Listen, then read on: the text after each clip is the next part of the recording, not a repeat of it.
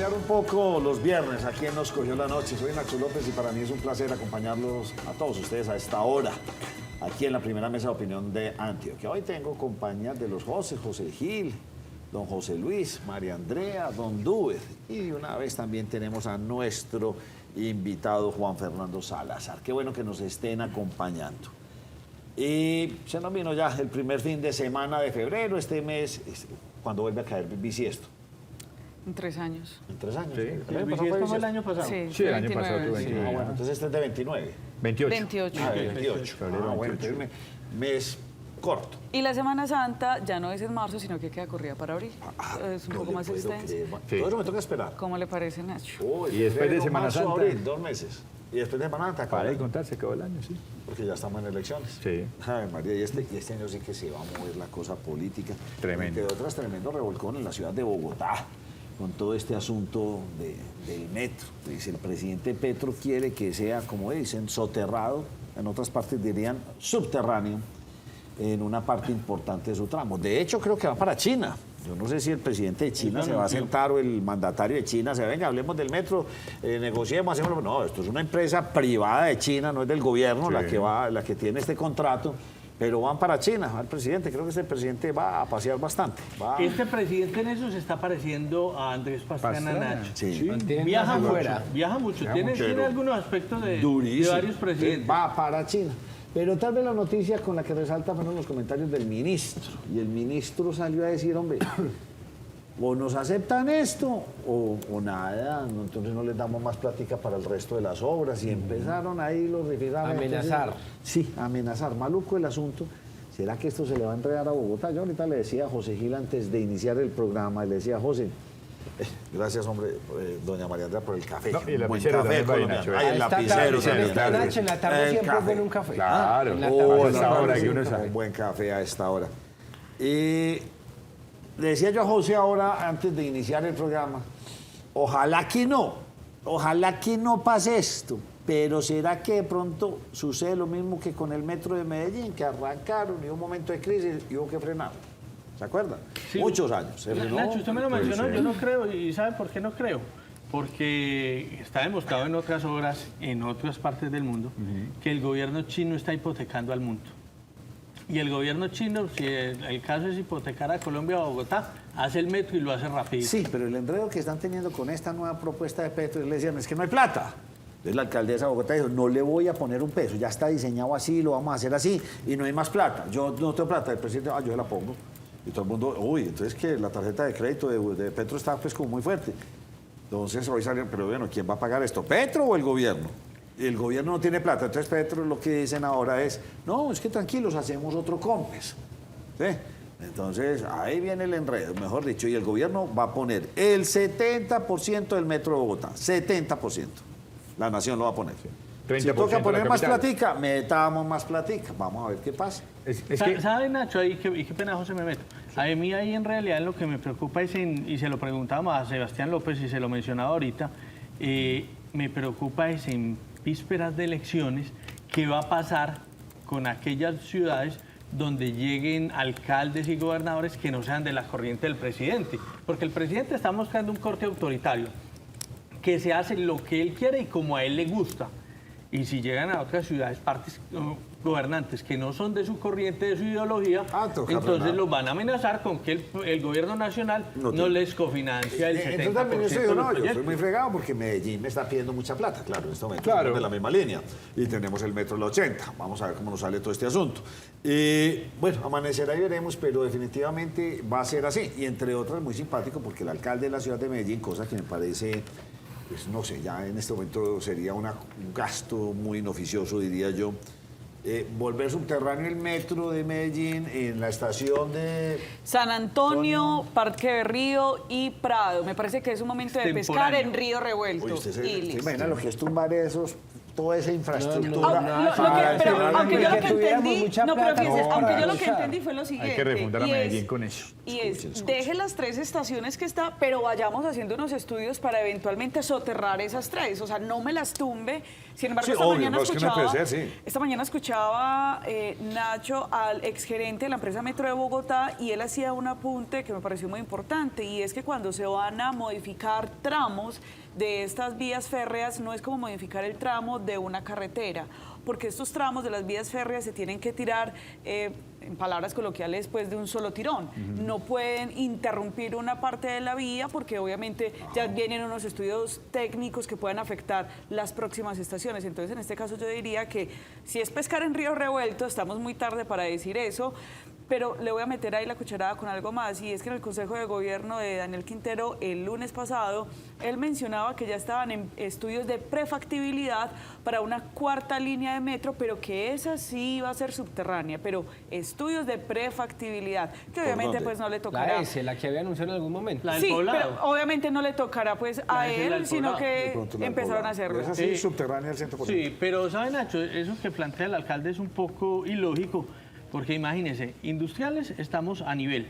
Nos subimos para exposiciones, Alpujarra, y nos vamos a volver a enterrar para volver a salir en Eso tendría hospital. que enterrarlo Eso desde tendría acá, que ser desde desde acá. exposiciones. Desde De industriales, perdón. y irse prácticamente hasta universidad. Yo Universidad, que, sí. Y el costo, yo- y el caos. yo Y estudié... el tema de los ríos, ¿por dónde? Y el Si río. estamos llenos de quebradas. Pero ahora ¿por dónde hay va? un punto también a favor y es que esa segunda línea, sí o sí, a futuro la va a necesitar Medellín.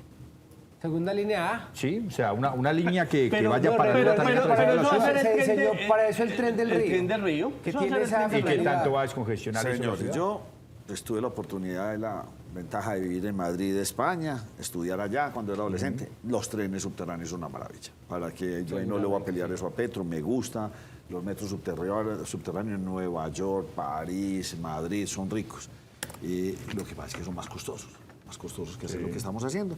Bueno, ahí vamos a ver qué va pasando con todo esto. De hecho, inclusive yo insisto y me quedé triste con eso. Muy bonito el del 80. ¿Cómo debería ser del 80? Subterráneo. Subterráneo. Pero Debería miren, ser Nacho, que- Y subterráneo. ese sí es fácil. Y Sería ese el que es- comillas no pero funciona. ese debió haber sido subterráneo. Van a colapsar toda esa zona. Eso termina en eso va a quedar en un problema vehicular impresionante. Pero ¿saben, Nacho? En última, lo de Bogotá termina siendo un problema de egos, Ah, sí, que ¿no? es lo que no ha permitido por 60, 70 años que la capital del país tenga metro y que se ve ahora que continúa el mismo problema de egos frente Y al no Aunque solamente sabe- eso, sino que tira también una granada para ser un distractor de unos temas fundamentales de ahora, el tema de la reforma de la salud, porque todos los medios estamos hablando acerca de una posible modificación del metro, pero nos desviamos del tema de la Pero reforma bueno, de la eso salud, es, que él lo tiró ahora. sí, y eso entonces es, intenta hace que sea, parte- él intenta poner agenda, Nacho. Sí, es parte de la narrativa de la Sí. izquierda y no mal interpretada, la izquierda de Colombia, peruana, ecuatoriana, de todo el mundo. Tiran un globo, no funciona, van con otro y van tirando muchos distractivos y van poniendo a la gente a funcionar a ese ritmo. Y donde Y les las Y en cosas- eso el gran especialista es el alcalde de la ciudad de Medellín, Daniel y Quintero, el que es señor Petro especialista en también. globos. Y Petro también. Pero, Bueno, ¿sabe, Nacho? La bancada, o sea, el Senado, porque ya citaron a la moción al ministro Reyes, pero ese control político, pues deberían también pararse. Es que esto es un tema político. Qué lástima que la capital del país, tantos años trabajando por un metro, lo tienen ya prácticamente ahí, a punto de estar prácticamente... ya en tiene eso. avance. tiene No, 20%, ya si estoy está, mal. ya están haciendo los talleres. Y que por un capricho político, pues que Ego. perjudique a millones de capitalinos. O Le va sea, a pasar. también es un llamado para los capitalinos y para los mismos, para toda la clase política de Bogotá. En el fondo digo, ojalá que no, pero no sé por qué tengo esa sospecha que van a tener ahí enredos en ese sentido. Coordinadora, apoya a los empresarios en Colombia. Con el patrocinio de Coordinadora, que apoya los grandes negocios en Colombia, presenta Negocios Net. Vamos a saludar a Juan Fernando Salazar, experto en crisis climática. Así me lo pusieron aquí. Oigan. Don Juan, ¿usted cómo está? Muy bien, muchas gracias por la invitación. Bueno, María Andrea, ¿por dónde quiere usted arrancar? Porque este tema lo iniciamos en el transcurso de esta semana, pero nos quedamos empezados. A mí me sonó mucho cuando usted nos dijo en qué se convirtió Medellín. Medellín, digamos, hablando desde el agua y todo esto, se convirtió en una bañera y wow, qué buena, lo que usted nos dijo, ¿sí o no? Porque sí, tiene usted razón, vamos pavimentando, o mejor dicho, arrancamos en el valle y vamos hacia arriba pavimentando, y estamos haciendo una bañera en este valle. ¿Qué pasa con la bañera? Llueve aquí no se absorbe el agua porque toda se está chorreando hacia abajo. No lo había pensado desde ese punto de vista. Y eso está generando, digamos, con esta crisis climática, los cambios que se están viendo, aguaceros muy fuertes, ahora vamos a ver qué pasa con el verano. Eso obviamente es un cambio muy radical en los manejos de las aguas, fuera de adicional, por seguir metiéndole aquí cosas, el mal manejo de las quebradas, cómo las invadimos, cómo construimos encima. La semana pasada, o cuando estuve usted aquí, ni siquiera hablamos de la Iguaná. La Iguaná es una cosa, yo estudiaba ahí, el colegio mío quedaba al lado de la Iguaná. Y eso se fue invadiendo y la falta de Estado, como siempre, porque es la falta de Estado. Invasiones, y no hay soluciones, y ahí se quedaron. Dice la norma que deben haber unos retiros mínimos desde una quebrada hasta la oclusión. Eso en Colombia, lo que diga la norma... No, Son 30 metros. 30 o 50, doctor. Depende, y no debería ser un número fijo. Empecemos por ahí, cada río tiene su personalidad, eso habría que hacerlo personalizado, pues por río. Y sí, es dependiendo del caudal. Y Muchas cosas, la topografía. ¿Por qué en Medellín estamos de espaldas a los ríos? Arrancando por el más importante, el río Medellín, estábamos de espaldas a los ríos. ¿Por qué culturalmente o esto fue una cosa que se nos vino toda la vida y nos quedamos así? Yo creo que tiene que ver con la forma como desarrollamos la ciudad y yo decía pues en el programa anterior que usamos la idea de canalizar para industrializar. Aquí se les ocurrió en algún momento que lo mejor para hacer con el río y sus quebradas afluentes era canalizarlas y eso se hizo masivamente e incluso desaparecimos como los ríos y las quebradas del paisaje, por ejemplo, enterrándolas completamente. La gente dejó de vivir en las cuencas, por ejemplo, y me explico. Aquí en Medellín nosotros vivimos en una cuadra, en una urbanización, en un barrio, en una comuna, en la ciudad, pero la gente no vive en las cuencas. Yo he hecho el experimento y les dejo la inquietud a ustedes si saben en qué cuenca de cuál quebrada viven. Todos vivimos en alguna cuenca. Vivo en la cuenca de la presidenta. En la cuenca de la presidenta. Sí. Mucha gente no sabe en qué cuenca de qué quebrada vive. Y necesitamos pasarnos a vivir a la cuenca, pues volvernos conscientes de que volvemos en una cuenca, porque eso nos vuelve actores y todo lo que hagamos en esa cuenca, empezando por nuestra propia casa, tiene que ver con la cuenca, el río y todo Le hago lo una demás. pregunta así de esas que yo hago rara. ¿Por qué odiamos el agua? Yo no creo que la odiemos, No, yo Nacho, sí, lo o que sea, pasa- no, mire, yo no, la odiamos. O sea, mire aquí tenemos de cadáveres hasta colchones. Y la gente tiene la basura y va y la tira ahí. Y eso es aquí en esta. Y en todas. Aquí no tenemos respeto por el agua. Todas las cuencas son... Nacho, eso las tirémoslo. islas que hay de basura en el mar. Váyase usted para el mismo océano Atlántico, la destrucción en el Golfo de Morrosquillo, en las islas de San Bernardo. No nos importa. No existe una política educativa en este país con respecto al agua. Claro, porque es que nos sobra, aparentemente. Sí, Nacho, y porque nos enseñaron en algún momento de la historia, la humanidad pensaba al estilo de lo que el viento se llevó, y eso que estás diciendo con el agua también pasa con el aire. Crecimos en un mundo en el que pensábamos que el agua se llevaba las cosas y no volvía. Entonces convertimos muchos ríos en cloacas y pasan cosas como esas. Eso mismo estamos haciendo con la atmósfera. Pensamos que lo que tiramos al aire se puede tirar lo que sea y se va y no nos causa problemas. Y resulta que ni el agua ni el aire se van indefinidamente. Lo que vaya vuelve de alguna manera y a veces vuelve en forma de problemas. Ahora, yo te decía que no creo que odiemos el agua porque, aunque pasa eso, también somos muy conscientes de que es absolutamente vital. No soportamos estar sin agua. Entonces la necesitamos y en Colombia tenemos muchísima. Eso es bueno, nos da grandes oportunidades de mucho tipo, incluida la generación de energía, pero por otro lado nos genera retos, como el reto de las inundaciones del que estamos hablando. Yo por eso, yo inclusive soy como tan pensando en una cosa, pues usted sabe que nosotros, en Colombia hay una cosa donde unos estratos financian otros. Sí, claro.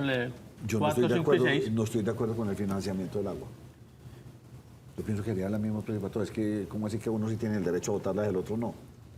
Porque es que al agua deberíamos meterle una responsabilidad grandísima, o sea, un cuidado. Ahora se nos viene este verano, ¿qué va a pasar? ¿De dónde vamos a tener tanta agua? ¿Eso arriba nos va a funcionar? Nacho, yo sí estoy de acuerdo porque eso hace parte en alguna medida como de la redistribución social que requiere una sociedad. Lo que sí se debería exigir es que en ciertos estratos de la ciudad haya un consumo determinado con ese subsidio mínimo por la cantidad de personas en el sitio.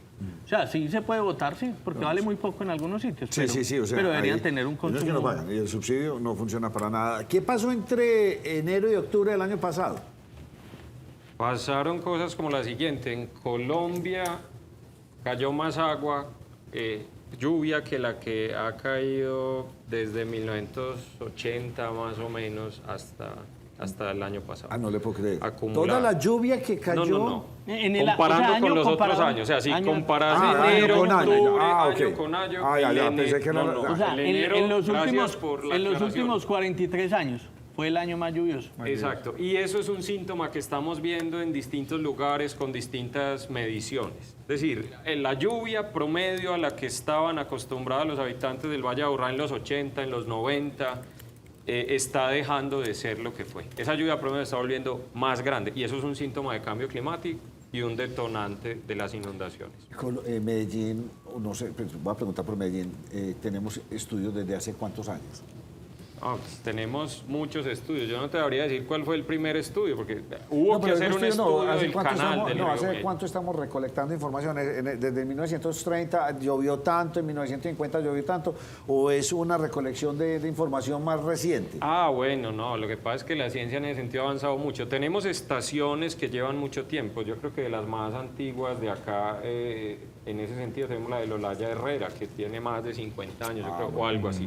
Pero la ciencia ha avanzado hasta el punto en que los satélites ven todo.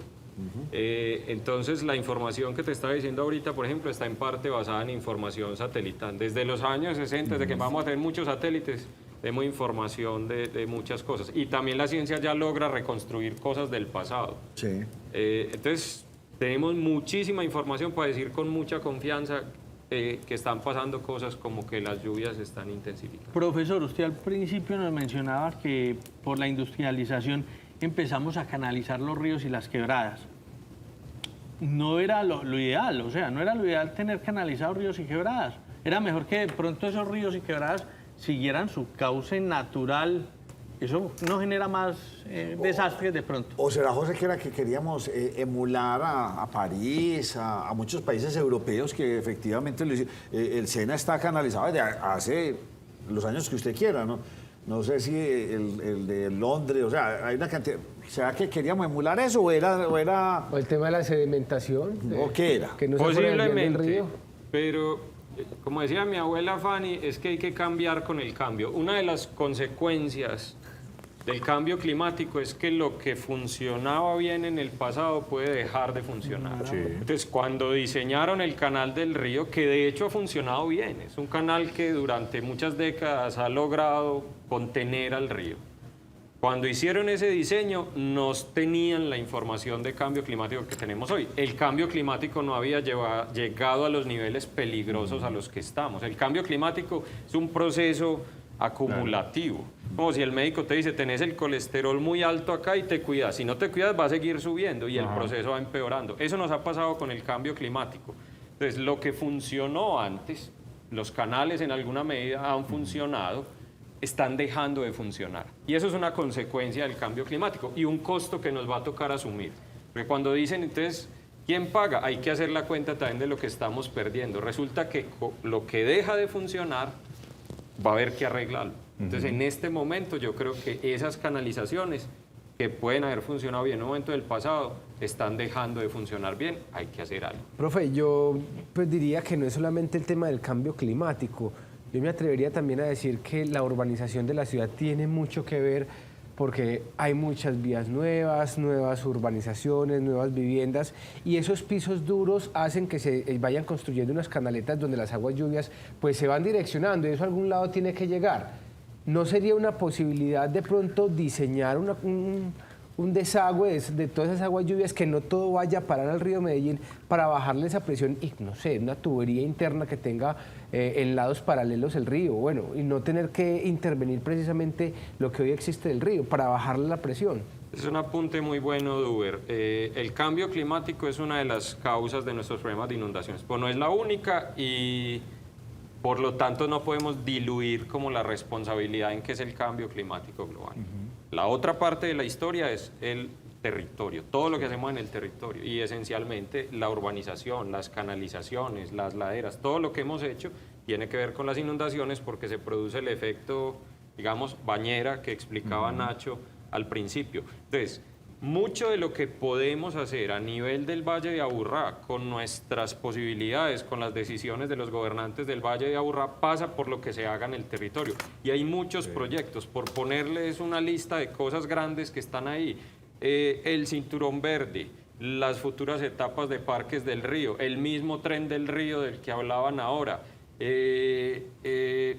el alcantarillado de aguas lluvias de la ciudad está en mora de actualizarse. El alcantarillado es otro ejemplo de una infraestructura que funcionó bien con unas ideas de diseño que se hizo originalmente, pero está dejando de funcionar bien como consecuencia del cambio climático. El eso alcalde habló hay de que eso en hacer. estos días y que vale una cantidad de billones grande, tiene razón. Sí, entonces todos esos proyectos son oportunidades para mejorar, para reducir nuestro riesgo de inundaciones. Ahora, yo oí que el alcalde habló de un plan maestro a 30 años para actualizar el alcantarillado. Yo quiero decir lo siguiente al respecto. No tenemos todo ese tiempo. Esta es una preocupación que tenemos los científicos del mundo, no yo. Esta es una preocupación de los científicos. Yo lo suelo explicar como el efecto resorte. Con el cambio climático, estas cosas, venimos estirando un resorte hace décadas y el resorte estira y estira, pero estamos llegando a puntos peligrosos, niveles peligrosos en donde el resorte nos puede reventar. ¿Qué significa que se reviente el resorte? Significan desastres tremendos que pueden acabar la economía de países enteros, de regiones enteras, etc. Entonces tenemos que evitar que el resorte se reviente. Esto se lo decía más o menos Carl Sagan, el astrónomo famoso, en 1985 al Congreso de Estados Unidos. Estamos estirando el resorte, ustedes todavía no ven lo peligroso, entonces le están dejando el problema a los que vienen, Hoy en día ya el resorte está muy estirado. Entonces no tenemos tiempo de hacer planes de 30 años, de 20 años. Tenemos cosas que hacer que son urgentes. ¿Urgentes cómo? Urgentes como reaccionamos ante la pandemia, por ejemplo. Si ustedes hubieran traído a cualquier opinador o economista famoso en el 2019 y le preguntan si Colombia tiene plata para gastarse la plata que se gastó en vacunas, o si en Colombia sería viable encerrar a la gente 2 semanas, cerrar el comercio, etcétera, todo lo que tuvimos que hacer, les dirían, eso es inviable. La economía no lo permite, imposible. Pero No lo puede tuvimos que hacer meses después, porque se nos vino una emergencia encima. Eso es con lo que estamos jugando. Entonces yo con las inundaciones, ¿qué digo? Hay que acelerar a fondo, hay que adaptar el territorio para las inundaciones. Estamos prácticamente seguros desde la ciencia que esto que les estoy diciendo va a ocurrir. Entonces hay que gastarse en eso la plata que sea, porque si no vamos a tener un efecto dominó devastador. Piensen Profe. solamente, por ejemplo, en lo que significa que el río nos dañe Sí. el metro. Terrible. Profe, pero venga, acelerar ese proceso no puede jugar también en contra. Hace más de 60 años, cuando se hizo la planeación de Río, de pronto no tenían la tecnología para prever lo que podía ocurrir. Hoy sí se tiene esa tecnología para que de pronto acelerar no termine en otros 30 o 50 años teniendo como plan de opción algo fuera de lo que se había pensado. Claro, hoy tenemos el conocimiento y la tecnología para hacerlo. Y a veces hacer es dejar de hacer. Sí. Por ejemplo, una cosa que para mí es urgente, ya, hay que hacer ya. Parar la urbanización de las laderas. Eso no es hacer, eso es dejar de hacer, vía ordenamiento territorial. Yo sé que es difícil, yo sé que requiere 2 cosas que son fundamentales para que esto salga bien. Por un lado, requiere gobernantes que tomen decisiones difíciles, porque son decisiones difíciles. Y por otro lado, se requiere una sociedad que coopere. Eso en bienestar de todos. Tenemos que ponernos de acuerdo y para eso necesitamos información. Y por eso yo vengo acá. Pues esa es una de mis motivaciones principales. Pero hay que contarle a la gente, porque cuando un gobernante impulsa ideas de esas bien fundamentadas, a algunas personas no les va a gustar. pero necesitamos cooperar, porque es que si no el problema nos va a salir de las manos a todos, a los hinchas de Medellín y a los de Nacional también. Esto no distingue colores. Profesor. Eso es dejar de hacer. ¿Y qué hacer? ¿Qué hacer? Hay que hacer cosas, por ejemplo, creo que hay que acelerar al máximo ideas como la de los parques lineales. Darle el máximo espacio posible a cada quebrada. Hay unas más críticas que ya hemos identificado, como la Doña María, como la Iguaná. Entonces hay que impulsarle de parques lineales. Habrá que reubicar gente. Eso es prácticamente inevitable. Hay que reubicar gente, hay que desarrollar otras áreas. Hay que actualizar el alcantarillado de aguas lluvias rápidamente con ideas de diseño que ya existen, diferentes, para que el agua no llegue tan rápido al río. Yo creo, a mí me gusta mucho la idea de parques del río, pero no me gusta cómo la hicieron. Porque lo que hicimos con ese deprimido al lado del río en la práctica es un tanque de inundaciones. Bueno, puede ser una idea, pero entonces vamos a tener que pensar en ese deprimido como eso, como un tanque de inundaciones.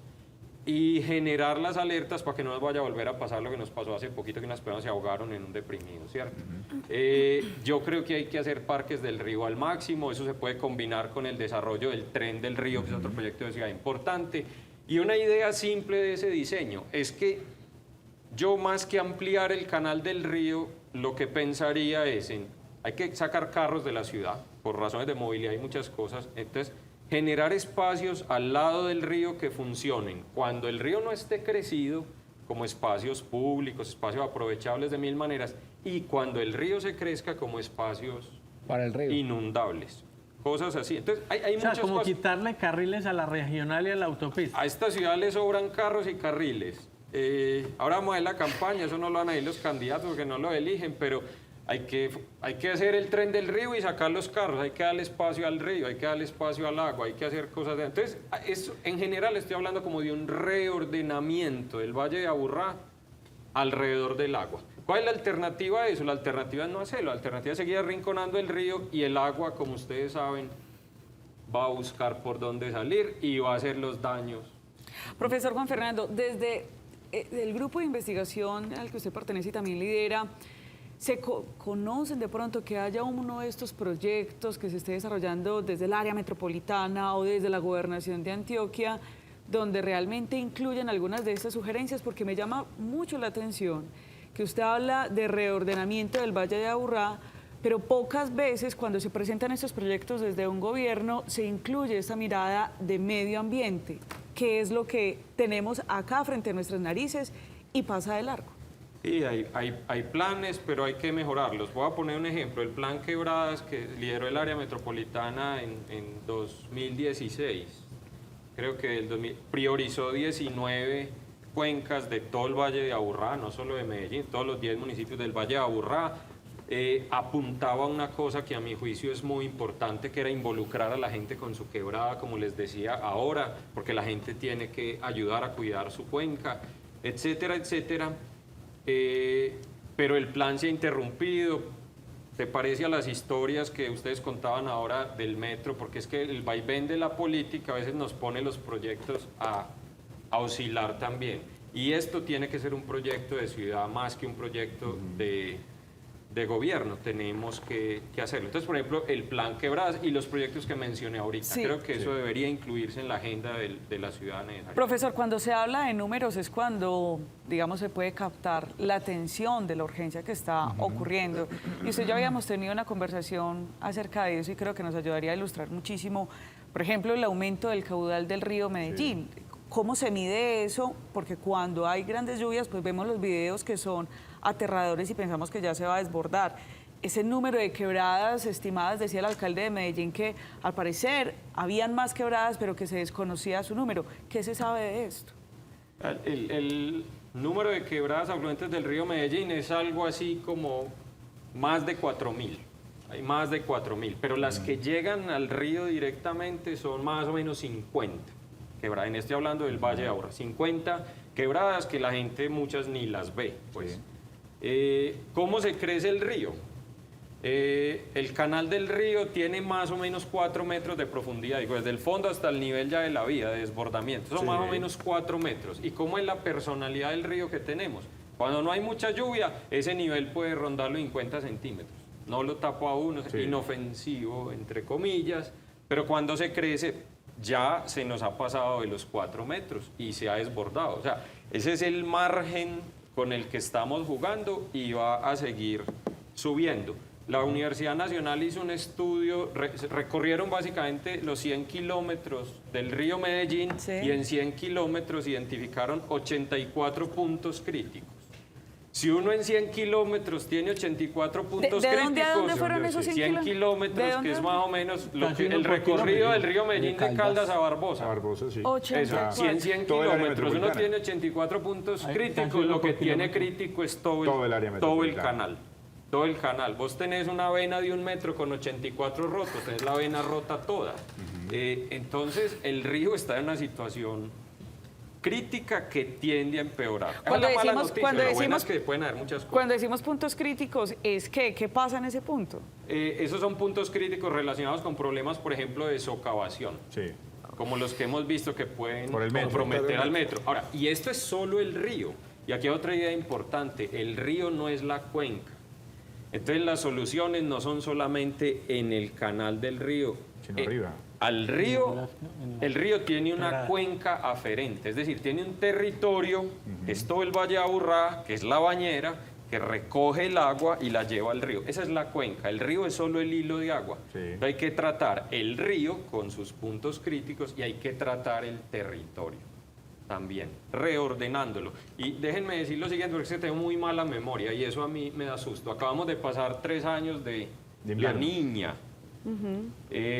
Lo más probable es que el año entrante ya no sea, no, perdón, que este año salgamos de la niña y lo más probable que muestran los modelos en este momento, no me puedo asegurar, es que incluso nos podamos pasar a un niño, o sea, que a final del año terminemos en niño.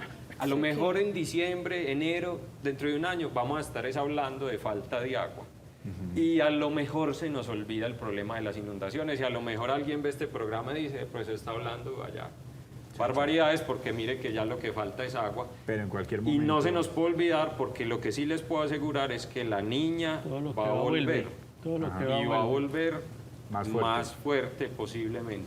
Profe, usted dice que hay soluciones, por fortuna, para todo lo que se está planteando.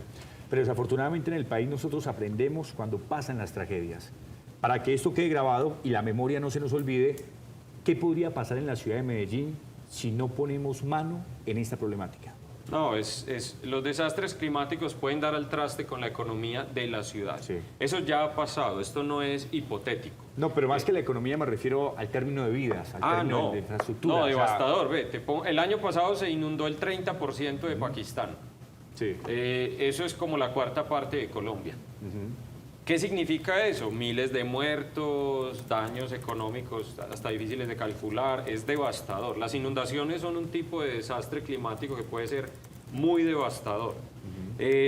Y además, las inundaciones en una zona como el Valle de Aburrá tiene un compañero muy peligroso, que son los derrumbes. Esos dos fenómenos están de la mano. Entonces, imagínense que se desestabilice una ladera de estas, donde vivimos.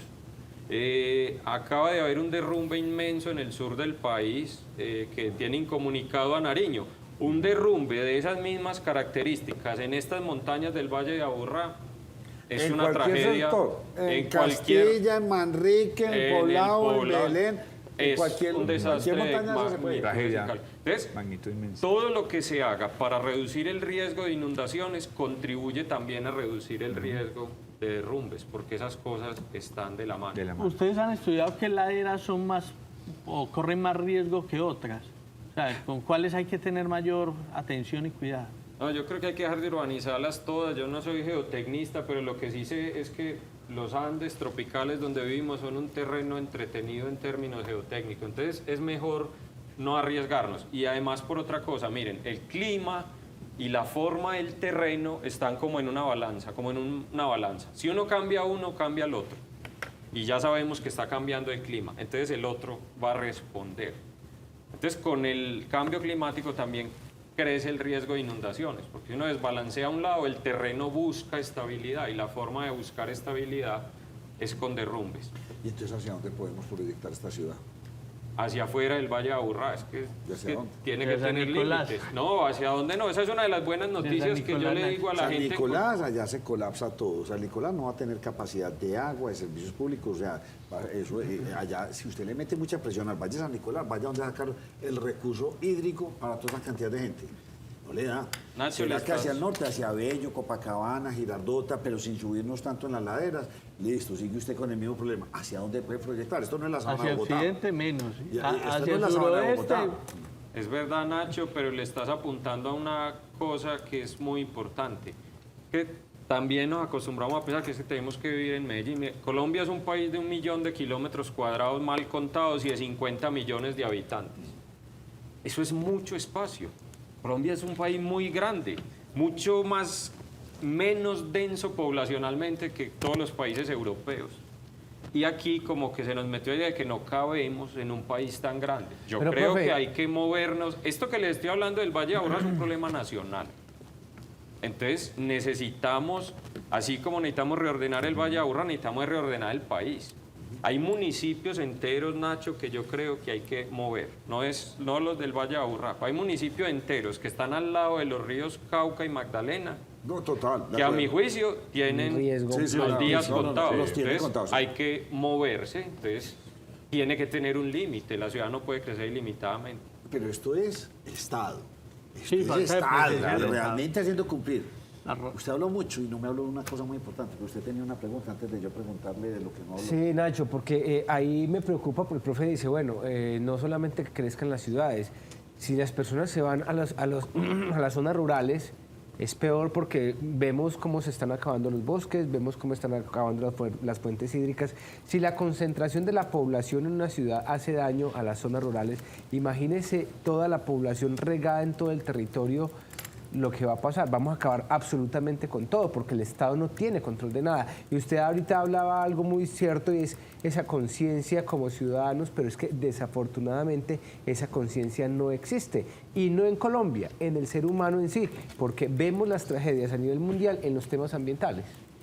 Sí, claro, pero Colombia tiene espacio. Por ejemplo, yo soy de la idea que Colombia necesita fundar municipios nuevos, buenos. E imagínense la oportunidad económica que es eso. Es que la adaptación climática también es un negocio muy bueno.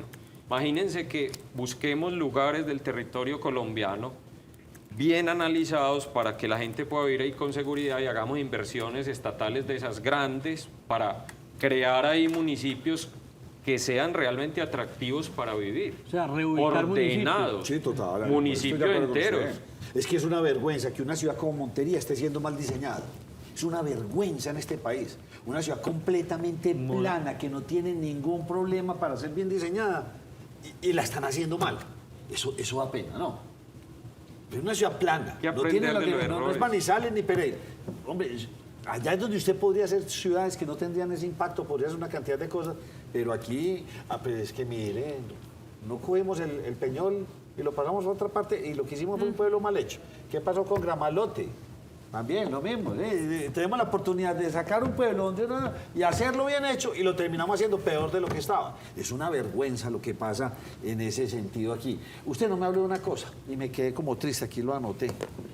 Usted habla de mucha cosa, mucha infraestructura, mucho cambio, mucha dejar de hacer y hacer, pero no habló de la vida. ¿De la qué? De la vida. Vida de la gente. No, de la vida. Vida del río Medellín. O sea, porque es que ese es otro cuento, lo tenemos completamente muerto. Entonces uno dice, tal vez un río vivo pueda tener otro comportamiento, Sí, que ¿sí o no? crece ahí, ¿no? Haya pescaditos, haya más vegetación, más árboles encima del río, ¿sí o no? Pero no se habla de todo lo que usted me habló, nunca me habló de la palabra Y correcta cuando es esté descontaminar bajito no el se río. pueda No, meter. yo digo no descontaminar, darle vida al río y recuperar esto. Eso es... En eso hemos avanzado bastante, Nacho. Las plantas de tratamiento de agua han cambiado bastante el panorama. Quienes estudian la calidad del agua lo ven en la información. En eso hay grandes avances. Los colectores de agua que tenemos a los lados, eso Hoy toma leí en el tiempo. colombiano, esta mañana me la temprano a leer el periódico. Usted se puede morir si se mete al río Medellín, con la historia que salió en estos días de los los niños venezolanos venezolanos. bailando, ¿sí o no? Hoy salió, lo pueden leer. Usted puede morirse si se mete en el río Medellín. Entonces yo no sé, pues yo me acuerdo de mi río. Yo en esta profesión tengo 37 años y le estoy hablando de mi río hace 35. Y en 35... Nacho, no, un poquito menos porque mi río nació en la alcaldía de Omar Flores Vélez, que fue el segundo alcalde por elección popular. Hace Estamos 30 hablando del años. año 92. Hace A mí 30 algo me años, tocó casi de eso. 30 años. Hace 30 años, sí, hace 30 años, sí. Yo estaba haciendo solo adolescente en esa época, me acuerdo que hablaba. Eran aquí donde está, al lado de la Alpujarra, donde está la estación del tren. Ahí quedan las oficinas. 30 años. Sí, la calidad del agua es otro asunto. Para que le quede claro pues a los televidentes, el problema de inundación es un problema de cantidad de agua. Sí. Puedes morir ahogado en agua sucia o en agua limpia. Es cantidad de agua de lo que yo estaba hablando. La calidad es otro asunto y en ese hemos tenido avances importantes, pero es, por un lado, un proceso lento y difícil y por otro lado es un proceso que también requiere cambios estructurales, porque vos puedes hacer todo el tratamiento de agua que querás, pero si sigue habiendo vertimientos contaminantes masivos, el problema difícilmente va a resolver. ¿Qué habrá pasado con el río Bogotá? Que era otro que estaba, pero Una absoluta. cloaca. pero Peñalosa la era el cloaca. que decía que iban a navegar, Sí, nadar, no, ese fue otro pescar. que era un río, pero el río Medellín sí, la línea que nos divide y nos tiene. Nacho, pero sabe que usted decía algo muy cierto ahora, más con respecto al costo del agua. Y como tenemos el agua solo con abrir la canilla, entonces eso nos hace que nos familiaricemos demasiado con el agua, que creamos que tenemos un recurso que es infinito, que no lo valoremos y que como es fácil conseguirlo y no cuesta, pues derrochémoslo y desperdiciémoslo. Eso es algo muy cierto. Ay, para eso está EPM, para que nos dé la agüita. Para eso está empresas varias, para que barran. Yo tiro la basura en la Pero, calle Nacho, a mí y me que genera ellos un barran. ¿Sí me cuestionamiento. entiende? Esa es la conciencia en la que Si estamos fuera más equivocados. costosa, la valoraríamos más. No, o sea, si usted total. tiene el servicio, en la cuenta de servicio le Pero ahí llega están una ellos para que cuenta arreglen. alta, entonces claro, usted tiene el agua de la lavadora, la tiene que aprovechar para recogerla en balde, vaciarla en el baño, otros la regar cuenta las sí es plantas. costosa en algunas partes. indudablemente. Pero en Medellín creo que no. Vea, Para el precio que nada tiene el menos, agua. ayer lo hablaba con un, Dígame usted, con un amigo de empresas ¿cuánto públicas le de cortan Medellín. el agua aquí? Pues lo que pasa es que es un Váyase servicio para, fundamental. lo invito que yo soy medio costeño, yo viví mucho pero- tiempo en Coveña, Montería, vaya a ver cuánto le cortan el agua en Montería, vaya a ver qué es lo que paga. Esa gente sí sabe lo que son cortes de agua, aquí no. Pero eso es otra cosa. Estamos hablando del costo versus la... No, pero entonces vuelve y prestación juega. del servicio. Allá se la cobra más cara, pero usted entiende Valora. la importancia del agua. Aquí usted abra y bote. No es Sí, que las como- Porque Caseros hace nunca se valora. la cortan. Es que Las nunca. Caseros hace Aquí venimos a valora, entender es en el verdad. apagón de La de Gaviria Marta. la importancia de la luz, porque nos la quitaban, ¿sí o no? Uy, es que aquí los... Estuvimos cerquita, Nacho, de repetirlo, no sé si se dieron cuenta, a centímetros de agua ¿Cuándo? en 2015, pero la gente no se dio cuenta, dio cuenta. porque gracias a EPM, la gente que trabaja en estas cosas, lo lograron sortear, pero el niño del 2015, 2016 nos tuvo a nada de Y racionamiento vienen las otra vez. conciencias, entonces uno ya como, somos ricos en agua, vayémonos media hora y agua hirviendo, le bañemos. O sea, hay una falta de conciencia y entonces unos apoyan a otros, entonces los otros también gastan, su bote y gaste agua y lava de carros y haga todo. El tema queda abierto, me gusta lo que ustedes están haciendo, me parece interesante, pienso yo que esto ya debería ser una agenda casi que política, una agenda ya realmente consolidada. Y la misión es, o recuperamos el río Medellín o lo recuperamos, pero digo recuperar es darle vida y que sea de nosotros, que podamos ir a sentarnos ahí al lado del río Medellín a leer un libro, o a pescar una zabaleta, pues, no sé si hasta ese punto, pero Y a sí. no morirnos ahogados. Y a no morirnos ahogados, ¿cómo recuperarle? Entonces, muchas gracias, hombre, por habernos acompañado. Muchas gracias, Nacho, y muchas gracias a todos por esta oportunidad. Usted me lo sigue invitando para que nos vayan contando en qué avances, o aquí le ponemos No, todo. además el profesor tiene otra agenda también, no solamente del río Medellín. Ah, no, ¿qué más Maneja tiene? varios. Profe. Yo pienso mucho en cambio climático, en sostenibilidad y en cómo, por ejemplo, eso puede ser también el gran negocio del país. O sea, la adaptación climática debería ser nuestro gran negocio. Lo último, si hay unión de la academia con el Estado precisamente para hacer estos planes. Y con profe. ustedes, con los medios. Eso es crítico. Se puede. Crítico, pero no está funcionando bien todavía. Yo creo que puede funcionar mucho mejor y debe funcionar mucho mejor. Listo. Ok. Entonces cuente con este programa. Para que esto le llegue a la gente. Sí, señor. Yo he Bueno. escrito muchos artículos científicos sobre esto durante años y nunca me han saludado en la calle por eso. Vine aquí un ratico y ya me saludaron. No le puedo creer. Ah. Es que nos quedó la noche ese programa. El primer programa, Opinión de Antioquia, ténganlo claro. Me alegra mucho eso. Bueno. Si tiene cositas o asuntos para contarnos, la llama y aquí siempre va a tener esa puerta abierta. Tenemos que meternos, esa es nuestra responsabilidad, tanto que me duele a mí el alma. Muchas gracias, una breve pausa y volvemos.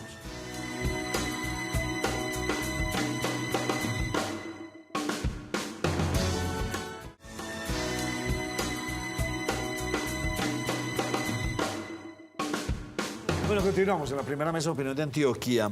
¿Está de acuerdo usted con que los integrantes... Ah, no, perdóneme, no, esta no era. Tenemos un sondeo ya, pero no sé si lo tenemos en el máster, porque le preguntamos a la gente de Antioquia que ¿está de acuerdo usted con eliminar las EPS? Perfecto, muchas gracias, en el libreto está distinto. Sí, el 35%, no el 64%.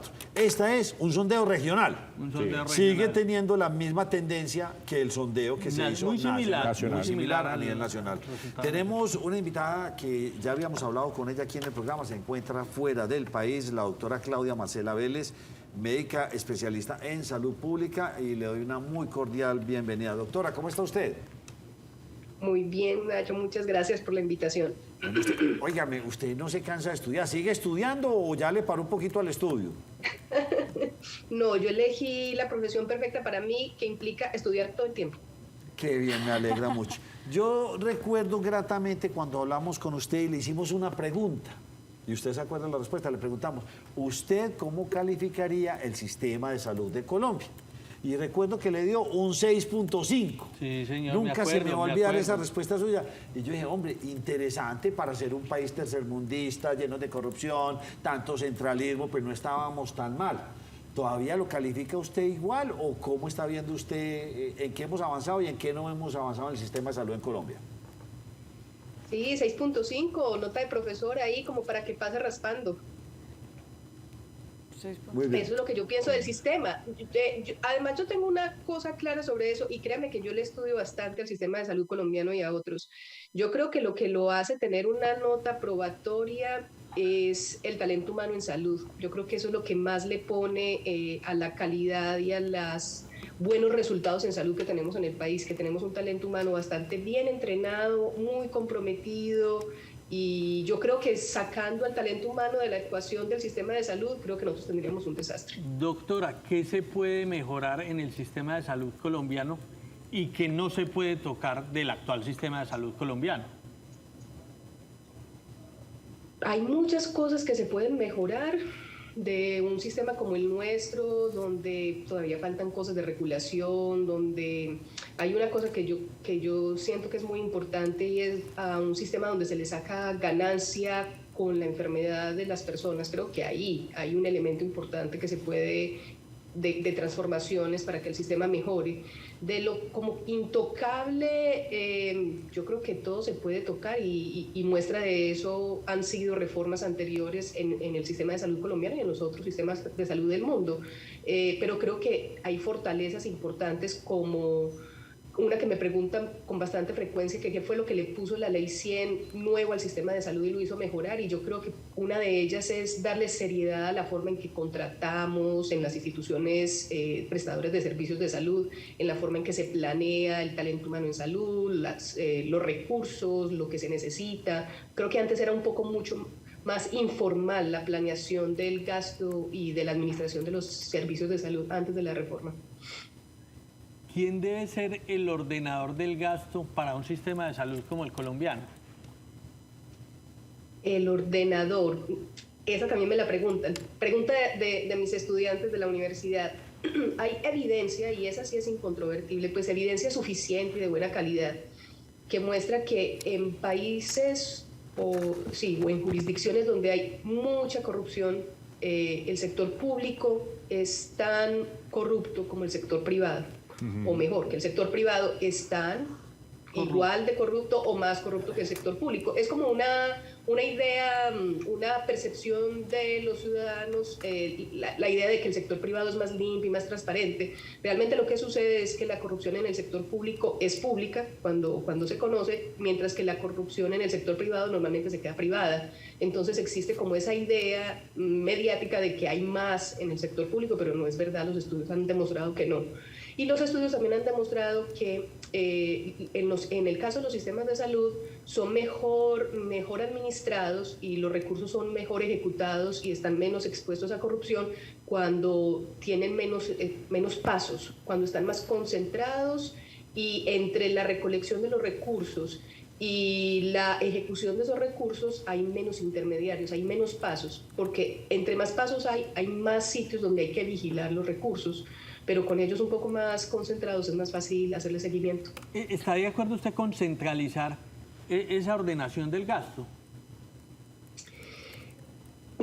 Uno no sabe realmente qué es lo que va a salir en la reforma, y yo me tengo mucho la lengua hasta que no esté el texto para poder leerlo y uno estar seguro qué es lo que está diciendo y qué es lo que están proponiendo.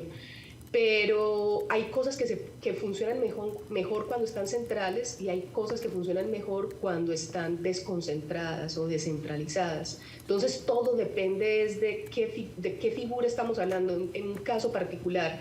Pero lo que sí se sabe es que, por ejemplo, en temas de, como les digo, de grandes fondos que controlan los recursos, es mucho más fácil para los ciudadanos y para los órganos de vigilancia estar atentos a que no se pierdan los recursos cuando ellos tienen menos pasos, menos manos que los estén manipulando, por un lado.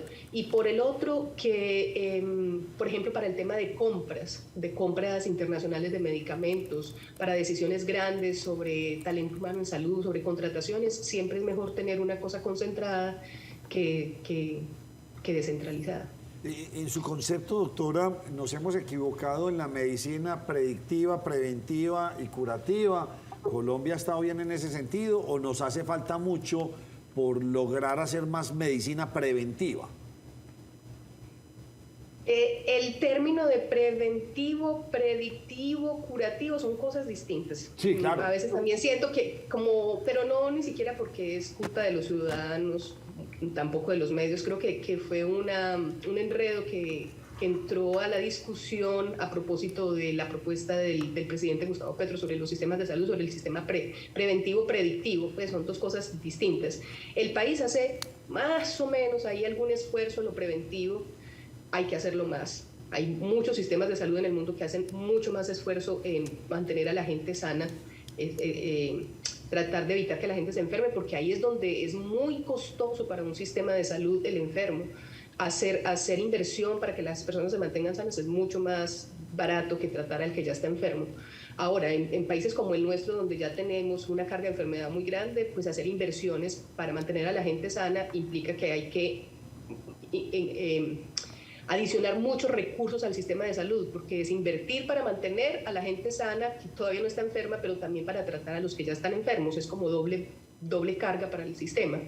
En lo predictivo es más complejo, porque es que lo predictivo es mirar hacia el futuro, es proyectar qué es lo que va a pasar en el futuro, y eso pues implica grandes modelamientos matemáticos que creo que no se han considerado muy bien en el sistema de salud. Ahí pues por supuesto al país le hace falta mucho en lo predictivo. Pregunta, me mato con esta. ¿En qué somos débiles en salud los colombianos? Hay veces nos digan que somos un país de mucha obesidad, pero uno aquí no ve tanta obesidad como la que uno podría ver en Estados Unidos. ¿Hay estudios que determinen de qué nos enfermamos los colombianos o somos propensos a qué? Esa es una pregunta interesante, porque pues sí hay estudios mundiales que comparan, por ejemplo, consumo de licor, países que tienen mayor consumo de licor que otros o más enfermedad mental que otros, y a los colombianos siempre estamos como a mitad de tabla, porque por ejemplo el consumo de licor que cuando uno vive en Colombia cree que puede ser mucho, pues realmente no es superior a la media de consumo de alcohol de otros países. Muchos países europeos consumen más, incluso latinoamericanos consumen más. En salud mental también, con los instrumentos que se usan para medir la salud mental, tampoco Colombia está entre los peores países del mundo, siempre está como a mitad de tabla. Con enfermedades como sobrepeso y obesidad, nosotros tampoco estamos en las primeras filas. Es una enfermedad mucho más de países desarrollados o en esa transición hacia el desarrollo, pero que tienen altos ingresos. Yo creo que nosotros todavía, en la competencia mundial de enfermedades, todavía nos tenemos un perfil de enfermedades infecciosas y transmisibles. En eso sí es bastante alto en comparación a muchos otros países de Latinoamérica y del mundo. Tener todavía desnutrición, muertes por desnutrición infantil, tener todavía una carga importante de tuberculosis, leishmaniasis, enfermedades de ese tipo es interesante porque son enfermedades que ya casi no se presentan en países con el nivel de desarrollo que tenemos nosotros, pero sí se presentan en Colombia. Yo creo que también tiene que ver con el trópico, algo que ustedes estaban mencionando antes del cambio climático y de nuestras condiciones geográficas y climáticas que hacen que tengamos ciertas enfermedades. Doctora, ¿y las enfermedades cardíacas, cerebrovasculares, los cáncer? Estamos en la media. Estamos en la media. Estamos como está el resto del mundo, estamos como está el resto del mundo. Esas son enfermedades de estos tiempos modernos, del desarrollo, no necesariamente porque aparezcan más, sino porque los diagnosticamos más, porque nos damos cuenta de ellos más. Y también tiene que ver con que el sistema de salud sea más robusto para que pueda llegar a todas partes e identificar esas cosas. Esas eran antes las que llamaban mi mamá, mis abuelas, las muertes naturales, y eran personas que morían de una ACV masivo o un infarto durante la noche y no se daban cuenta de que habían muerto. Ahora ya sabemos cuál fue la causa de muerte. Entonces en esas también estamos como a mitad de tabla, pero ahí también hay muchos esfuerzos que podemos hacer por mejorar el sistema de salud para que alcance a esos países que ya han trasegado por todas esas enfermedades crónicas y les podamos brindar mejores opciones a las personas que cursan con esas enfermedades. Doctora, yo tengo una inquietud con respecto a la reacción que tiene nuestro sistema de salud, que ya se pudo poner en evidencia cuál era, pero yo creo que usted nos evalúe esa reacción con respecto a lo que vivimos con la pandemia. No hace mucho, está muy reciente, pero desde esa medida fue una emergencia que tuvieron que vivir todos los países del mundo. ¿Cómo fue precisamente esa reacción que tuvo Colombia para poder afrontar la pandemia? Tenemos un estudio con un equipo internacional de investigadores haciéndonos preguntas de esas, de cómo fue la respuesta y qué países respondieron mejor. Y no es una pregunta sencilla ni es fácil la respuesta porque hubo muchísimas cosas que dependen de diferentes temas. Por ejemplo, es distinto para un país que tiene un sistema de salud fuerte enfrentarse a la pandemia que para un sistema de salud o un país que tiene un sistema de salud débil, ¿sí? Que no tiene los recursos suficientes, que no cuenta con la infraestructura, que tiene todavía problemas de inversión, que tiene deficiencia en el número de talento humano, de médicos y enfermeras en las instituciones. Es bien distinto de país a país. Entonces todos llegaron a la pandemia con situaciones muy, muy diferentes. ¿Cuáles sistemas de salud hemos visto nosotros funcionaron mejor, respondieron mejor? Son aquellos que lo hicieron más tempranamente, los que cerraron fronteras más rápidamente, los que empezaron a hacer inversiones para que las personas estuvieran menos concentradas en sitios públicos, como todos los que tuvieron rápidamente decisiones para el distanciamiento físico de las personas. Y a los países que les fue peor son aquellos que se demoraron más, donde las personas se adhieren menos a las recomendaciones, donde uno les dice póngase la mascarilla pero no se la pusieron. Esos fueron donde hubo más dificultades para que pudieran enfrentar bien la pandemia. Doctora, acá hay cierta polémica frente a la necesidad o no de tener EPS en el nuevo sistema de salud que está proyectando el presidente Petro. Y obviamente quienes han pertenecido a estas EPS que se han quebrado, no les han hecho procedimientos y demás, están de acuerdo con que se acaben y piden que se acaben. Pero quienes están en EPS, que les ha ido muy bien con la prestación del servicio que les han dado, están preocupados. En su concepto, ¿las EPS se deben acabar en el país? Aquí también es un poco la opinión sobre lo que pueda estar en una reforma. Recuerden que sin texto pues es muy complicado opinar porque no sabemos qué es lo que están proponiendo y en qué términos lo están proponiendo. Ahora, sobre si las EPS son esenciales en un sistema de salud o un intermediario como la EPS es esencial en un sistema de salud, la respuesta es no, ellos no son esenciales. Muchos, yo diría la gran mayoría de los sistemas de salud del mundo, los buenos y los de mitad de tabla, funcionan en ausencia de un intermediario en salud, porque es mucho más eficiente para el uso de los recursos públicos en salud. Ahora, yo vi la encuesta que presentó Nacho ahorita al principio, que le hacen a los ciudadanos, también las que han hecho en otros medios de comunicación nacionales, preguntándoles a los ciudadanos sobre qué opinan de la permanencia o no de las EPS, exactamente esa encuesta. Y claro, pues yo pienso que es como preguntarle a un ciudadano, ¿usted está de acuerdo con seguir siendo atendido como está siendo atendido en este momento? O, discúlpenme la informalidad, o pegarse un tiro en el pie, pues, y entrar a la zozobra de no saber qué es, ni dónde lo van a atender, ni qué es lo que va a suceder, porque realmente es como que fueran los dos escenarios. ¿Prefiere lo conocido o prefiere un escenario de absoluta incertidumbre que no sabe qué es lo que va a pasar? Entonces, creo que ahí, por supuesto, lo que hace falta es un poco de tratar de mirar qué tan bien pensado está en el ministerio un periodo de transición para que las personas puedan seguir recibiendo su atención en salud, sus medicamentos, sus consultas con el médico, como que no haya un vacío y una cosa de incertidumbre donde el ciudadano no sepa dónde acudir. Pero vuelvo otra vez a la pregunta para no ser evasiva. No hay sistemas de salud que requieran la presencia de un intermediario en salud para su funcionamiento, ¿sí? Es como una cosa accesoria muy llamativa que tenemos en el sistema de salud colombiano. ¿Y qué tan larga debe ser ese periodo de transición? Depende. Yo he sido muy insistente en que eso debería estar bien estudiado, que una reforma de esta envergadura que se está proponiendo debería tener un muy, muy buen estudio de cómo sería la transición. ¿Qué hace uno con el paciente que ya está en tratamiento para cáncer? ¿Qué hace uno con el paciente que tiene una enfermedad crónica? ¿Qué hace uno con los servicios de urgencia? ¿Qué hace uno con cada cosa del sistema de salud? Para que las personas sepan qué les va a pasar. Porque yo enseño pues política de salud, mi doctorado es en política de salud, y hay un tema en política de salud que se llama como los legados políticos, como que las instituciones y las personas se acomodan a funcionar de la forma en que han venido funcionando. Cambiar en los sistemas políticos es muy, muy complejo, porque para el ciudadano y para todos los integrantes del sistema es muy difícil enfrentarse a no saber cómo navegarlo, a no saber si se presenta una tutela o no, a quién le hago la solicitud, dónde me entregan el medicamento, qué es, cómo va a fluir los recursos. Esa incertidumbre es muy compleja para un sistema y por eso normalmente los sistemas no cambian, se mantienen igual.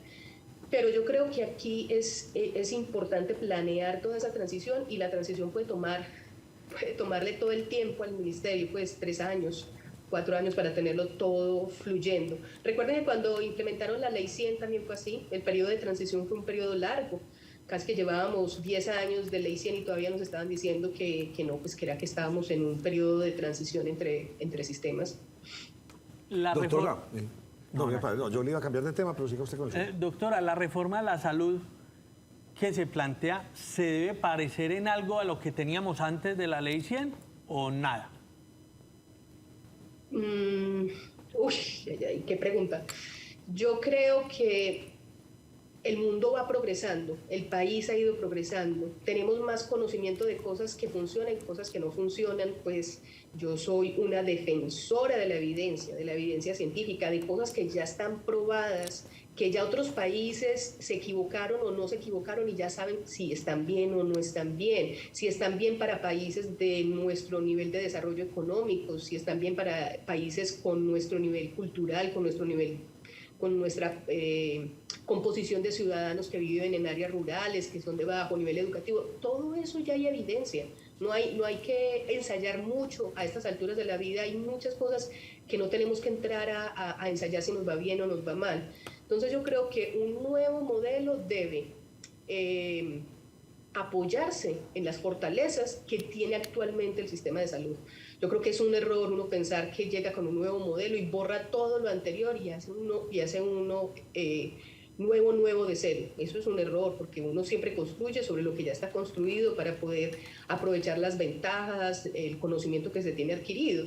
Entonces creo que tanto que actualmente tenemos, el que está sustentado en la Ley 100, se tuvo que apoyar en lo que existía antes. Por ejemplo, el plan de beneficios, que Juan Luis Londoño traía una idea completamente distinta de lo que iba a ser el plan de beneficios en salud, le tocó sustentarlo en lo que el Seguro Social ya tenía como paquete de beneficios para sus afiliados. Tuvo que hacerlo de esa forma. Y así probablemente va a ser esto. Hay que construir sobre lo que ya existe del actual sistema, probablemente sobre algunas cosas que traíamos del anterior al sistema de la Ley 100, pero yo no creo que sea un modelo para volver exactamente al pasado. Creo que sería un error. Doctora Claudia Marcela, ¿usted dónde está radicada en este momento? Pues radicada es como que tengo una pierna en Medellín y una pierna en Ontario. Bueno, ¿y usted a qué se dedica ya? ¿Usted dicta clases, está estudiando? Para que la gente sepa con quién estamos hablando, porque el referente que tenemos suyo es, usted es una verdadera doctora, pero ya ha hecho... Es investigadora, tiene artículos usted es una impresionantes. persona que es una eminencia en este tema de salud pública.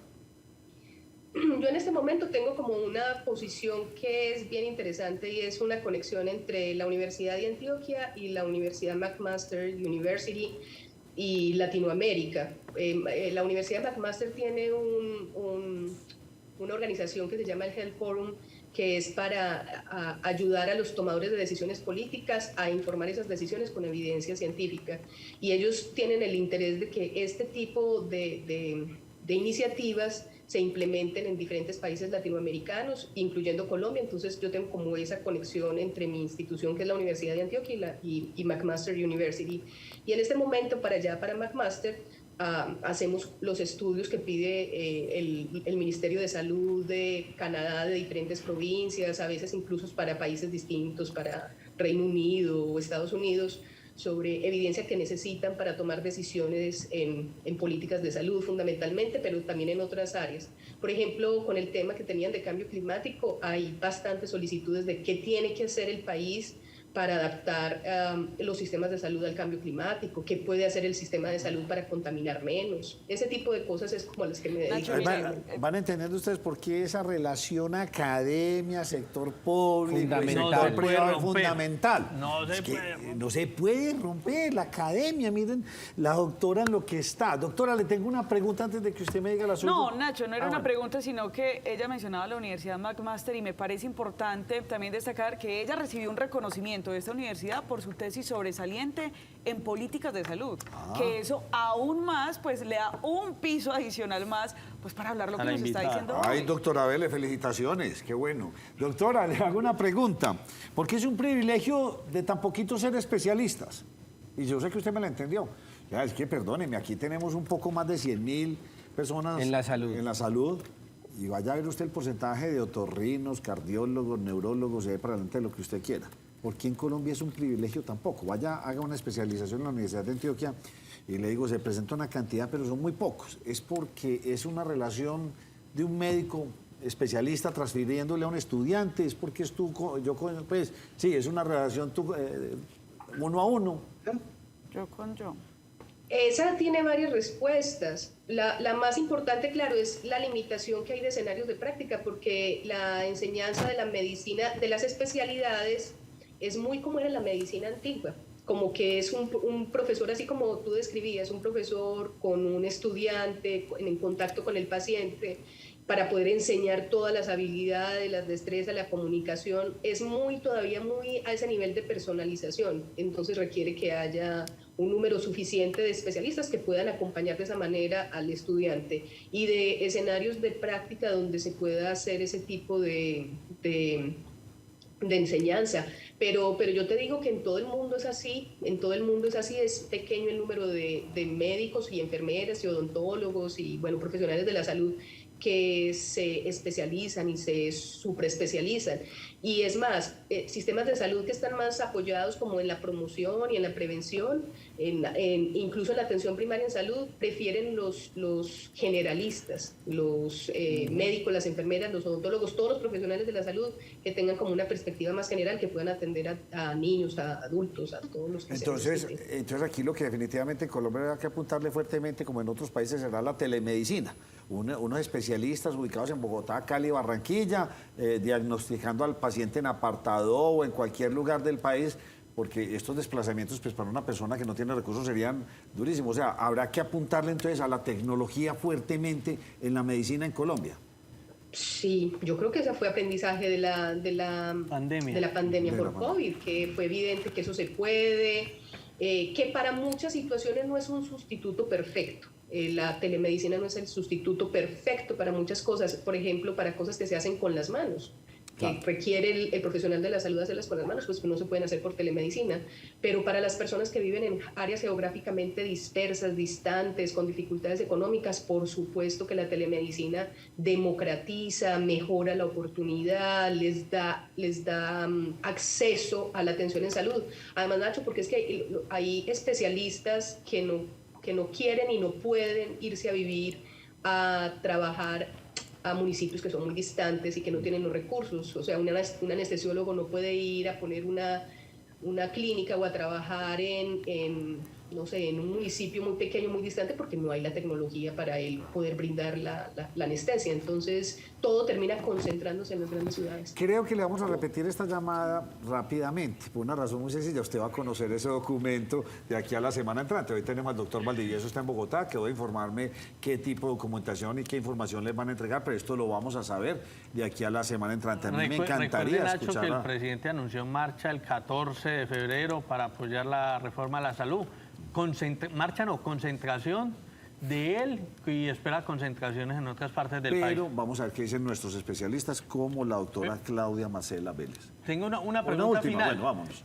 Doctora, ¿qué modelo de salud cercano a nuestra realidad le gusta a usted? O sea, no un modelo de salud europeo, del lejano oriente, qué sé yo, cercano. Costa Rica. ¿Qué hace Costa Rica? Costa Rica tiene un modelo de salud bien interesante.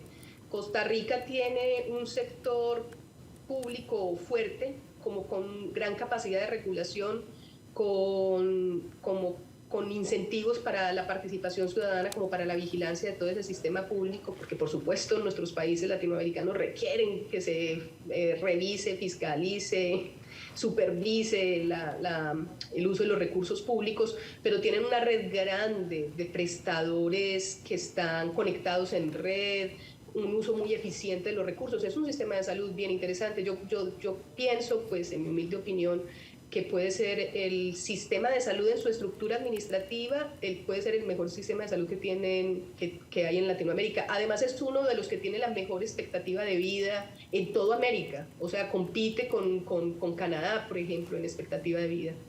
Vea, qué buen dato. Doctora, nuestro aprecio por habernos atendido como siempre, haber aceptado nuestra invitación al programa, y dentro de poco la volveremos a llamar para que hagamos más profundidad en el tema. Muchas gracias. Muchas gracias a ustedes por la invitación y muy interesante la discusión. Gracias a usted. Vamos a hacer una breve pausa y ya volvemos.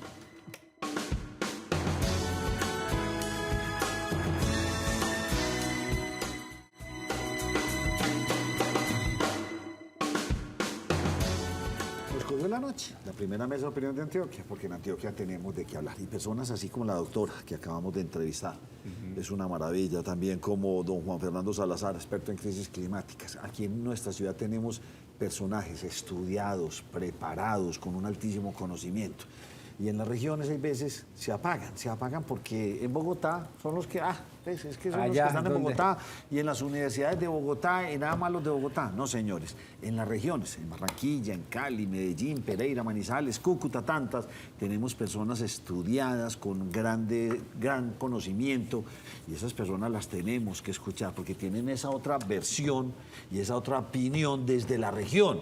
Y no necesariamente el país es Bogotá y el resto es provincia.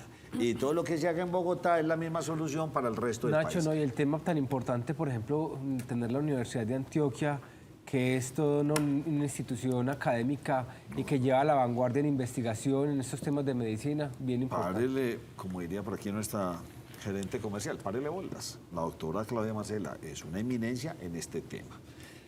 Cambiemos de tema, y ¿qué vamos a ver en deportes este fin de semana? ¿Se logró inscribir para la maratón con María Andrea o no lo lograron? Estamos en esa tarea. No, ahí vamos. No, ¿Y es la maratón de dónde? ¿De La Ceja, No, Río Negro, La Unión? Envigado, la 9.8 ciudad kilómetros. señorial. Ah, la de Envigado. Señorial. Wow. Trepadores ¿Cuándo a la es? catedral. La trepada a la catedral para el día domingo. Ay, Premio ¿Este de montaña. domingo? Este domingo, ¿Ah, claro. sí? Premio de montaña. Esta es la primera Y es la primera gran Del año. carrera de la temporada en el área metropolitana. Pues si se Nacho. logran inscribirle, usted va a participar. Claro que Pero sí. ella lo barria usted. No, obviamente. Eso sí. obviamente. No, María Andrea, usted Dijo que tiene me su iba a dar toque. pasto. Ella dijo que me iba a dar Sí, pasto. no, pero María Andrea, también se usted, inscribió, ¿no? usted es muy Sí, buena, sí, sí, claro. usted es muy buena, a usted le gusta eso. Bueno, qué bien. ¿Cuántos kilómetros?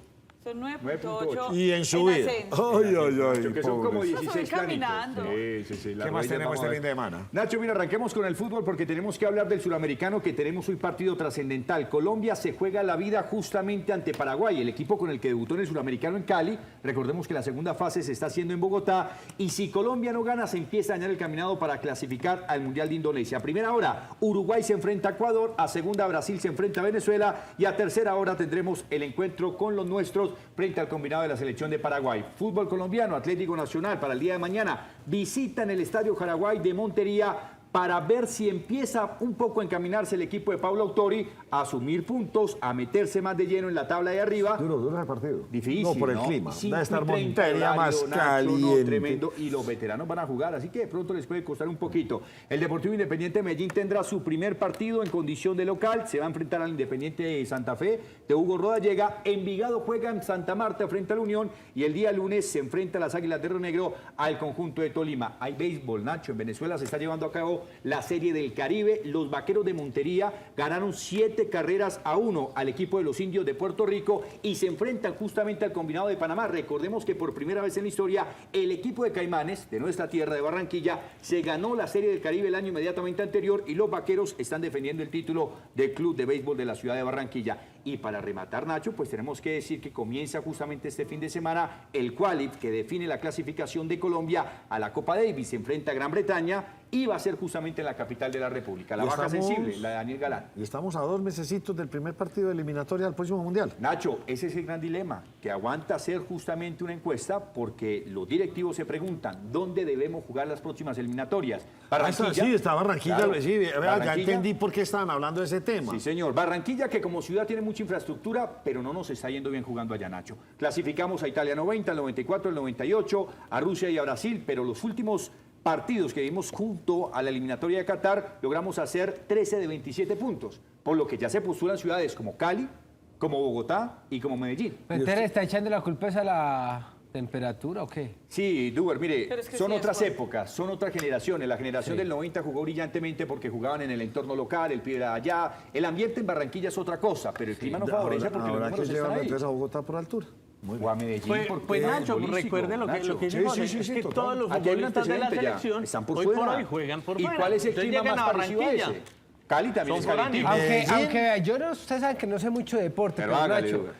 si juegan en Barranquilla, están a la misma temperatura que el rival. Entonces, Pero, Lo que Duber, pasa es que se supone, Duber, que nosotros por la plaza tenemos que sacar una ventaja. El Señores. rival se pega bastante fuerte, pero también nos está pegando a nosotros. Entonces, Claro, la no está ventaja. sirviendo. Y la idea es que le Exactamente, pegue al ¿quién de la rival. ventaja? ¿Por qué se van a jugar allá en La Paz, Bolivia? Porque le Porque pegas allá al le pega a rival. todo el mundo, claro, Allá. total. Muy bien, estaban muy pendientes. Vienen marchas, Petro está citando, convocando, los taxistas también, 15 los camioneros. O sea, este se volvió el país de las marchas. Estaremos Una muy concentración. Pero pendientes. eso no Tanta está bueno, reformita. Nacho, que hayan marchas aún en el gobierno que las promovió en su momento, cuando era oposición. Sí, pero las promovió a qué costo y con qué violencia. Esperemos que no sea en este caso así, ¿verdad? No, esperemos que no, porque están No, bien a librados. lo que hoy es que es pero bueno, ahí Nacho, sí porque hay un- entonces hay crítica. Nacho, Hay crítica. estamos verdad. midiendo No tienen- fuerzas en año electoral. Sí, pero ahí no tienen a un Estamos midiendo Bolívar, fuerzas. a un ex senador haciendo esa campaña de violencia, porque no le gustaba al señor Bolívar. ¿Qué hacemos? No, una pausa. Ya volvemos.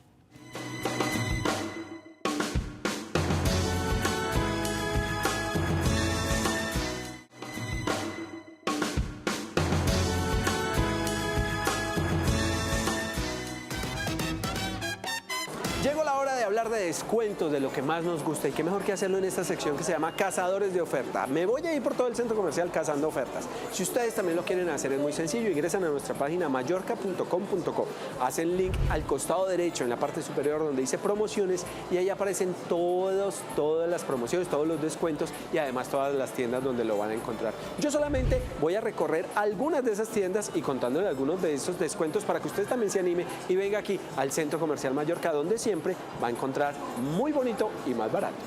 ¿Qué esperan para disfrutar el 50% que tiene ELA en referencias seleccionadas? ELA, ya saben, está aquí ubicado en la etapa 2, piso 3. En San Even ustedes no se pueden perder la oportunidad de disfrutar los descuentos que van desde el 10 y hasta el 50%. Vestidos de baño, ropa interior y todo lo que ustedes siempre han querido, mujeres. Aquí está en San Even esperando para que disfruten en este, que además es outlet, en la etapa 1, piso 3. Llena los momentos de magia y aventura de tu bebé con un super sale del 60%, hasta el 60% de descuento en toda la tienda de Little Me, que está esperando por ustedes aquí en la etapa 2, piso 3. ¿Qué esperan para disfrutar de esta super promoción? Colchones Fantasía, porque buenas noches son buenos días. Ustedes tienen que venir a aprovechar hasta el 60% de descuento en referencias seleccionadas. Vengan y disfruten de esta promoción solo por febrero, aquí en la etapa 1, piso 2. En Demusas, un mundo para soñar, la ropa más hermosa para niñas está aquí y además con el 50% de descuento en referencias seleccionadas. ¿Saben hasta cuándo? Hasta el 5 de febrero. ¿Saben dónde? Aquí en la etapa 2, piso 3. ¿Qué esperan para disfrutar de esta super promoción? En Caribic, mujeres, escuchen esto, descuentos que van desde el 10 y hasta el 70% en referencias seleccionadas. Caribic está esperando por ustedes aquí en la etapa 1, piso 2. En Under Armour, el único outlet que existe en la ciudad, ustedes van a encontrar descuentos que van hasta el 50%. ¿En qué? En zapatos, en textiles y en accesorios. Ya lo saben, están aquí en la etapa 2, piso 1. En nuestras tiendas ELA, ustedes tienen que aprovechar la oportunidad de pagar 2 y llevarse 3. Aquí en ELA, que está ubicado en la etapa 1, piso 1. ¿Y saben por qué? Porque son en referencias seleccionadas y porque pueden ahorrar mucho dinero, mujeres. ¿Qué esperan? Aquí en ELA están esperando las mejores promociones. El celular que ustedes están viendo es el más reciente que tiene la marca Huawei, Mate 50 Pro, y lo van a poder llevar por solo 6.499.000 pesos, pero se van a poder llevar completamente gratis sus accesorios, que es un smartwatch, una power band y además un cargador inalámbrico. Ya lo saben, Huawei está aquí en la etapa 2, piso 1. En nuestra gran tienda Mango Outlet, ustedes tienen que aprovechar el descuento de hasta el 70% en referencias seleccionadas. Son muchos los descuentos porque obviamente Mango es outlet. Están aquí ubicados en la etapa 1, piso 1. Ustedes ya lo escucharon. Estas y muchas más promociones pues las van a poder encontrar aquí en su centro comercial Mallorca. Hacerlo es muy sencillo. Ingresan a nuestra página mallorca.com.co o escanean el código QR que están viendo en pantalla y listo. Van a ver no solamente estas promociones que les acabo de contar, sino muchas más que esperan para ahorrar y disfrutar de Cazadores de Ofertas.